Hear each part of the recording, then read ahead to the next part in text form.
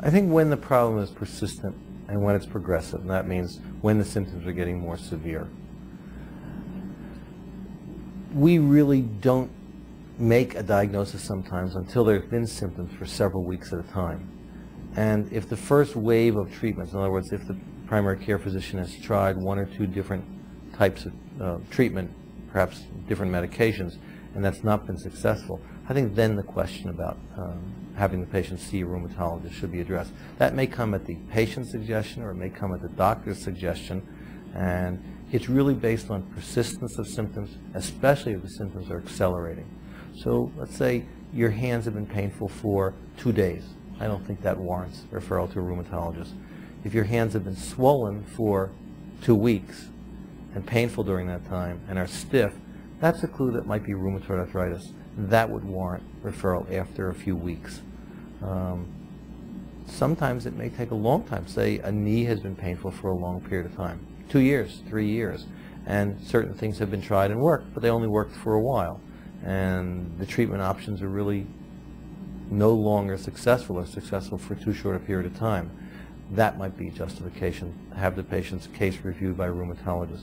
There's no one time, and part of that's because we deal with so many different conditions that to make a specific guideline or rule about it simply can't be applied.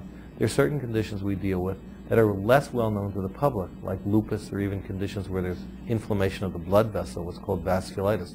They can actually be life-threatening conditions. Most people don't think of arthritis as being potentially life-threatening, but they can be very severe, and sometimes they need input almost on a day's notice. It can be that quick that the additional expertise of a rheumatologist is really required. A primary care physician is generally aware of that and can ask for help, have the patient see a specialist on a fairly short basis.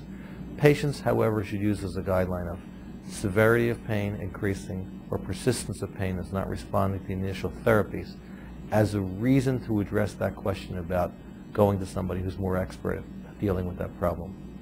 I think so. I think those are the issues, but I would be dismayed if my primary care physician weren't listening to me. I think that's the exception to the rule. I think most times they are listening. Maybe they haven't thought about the potential explanation or the diagnosis, or maybe they don't have the experience with the different treatments that would be appropriate for that problem. It may not be that they're not listening, but it may be that the problem has not declared itself yet. Sometimes it takes a while. Sometimes it takes a while for us too. Many instances I see patients for 3 or 4 or 5 times before I even come to a conclusion about what's causing the problem.